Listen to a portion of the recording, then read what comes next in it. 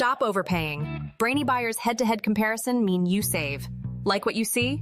Subscribe and fund the fight for honest reviews. Okay, stuck between the Sony E55 to 210mm f4.5 to 6.3 OSS lens and the Sony EPZ 18 to 105mm F4 G OSS lens, it's like choosing between being a sniper or a Swiss Army knife of photography. The 55 to 210mm looks like a great value, especially since you can snag a renewed one for around $188. But is that extra reach really worth it? Or am I better off with something more versatile? Think of the 55 to 210mm as your wildlife and sports champion. Imagine capturing your kid's soccer game from the sidelines, or getting a crisp shot of a hawk circling overhead. That 315mm equivalent focal length really brings distant subjects into sharp focus. Okay, I get the reach, but the 18 to 105mm constant f4 aperture is calling my name. How much of a difference does that make in real-world shooting? And it's going for around $423 renewed, so is it worth the extra cost? Let's break down what makes each of these lenses tick. The 55 to 210mm biggest strength is, without a doubt, its zoom.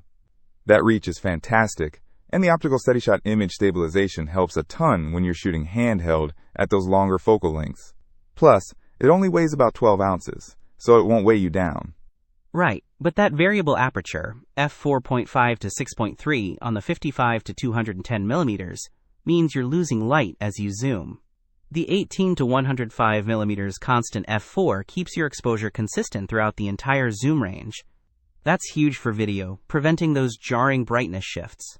Plus, the 18 to 105mm has a power zoom, which is super smooth for video. Image stabilization is key here too. The 55 to 210mm Optical SteadyShot is great for stills, compensating for shaky hands, especially at 210mm. It helps you get sharper images in low light without cranking up the ISO. And the 18 to 105mm also has OSS, but the real kicker is the power zoom. You can control the zoom speed electronically, which is a game changer for professional-looking video. However, it is almost twice the weight at 1 pound. So which lens takes the crown? If you're primarily shooting stills and need that extra reach for distant subjects, the Sony 55 to 210mm is a fantastic, budget-friendly option. But if you're serious about video and want a versatile lens with a constant aperture and smooth power zoom, the Sony 18 to 105mm is the way to go. Think of it this way. The 55 to 210mm is for capturing the moment, while the 18 to 105mm is for crafting the story. Don't miss out on our next in-depth review to help you make smarter purchasing decisions. Hit that subscribe button and the notification bell so you're always in the know.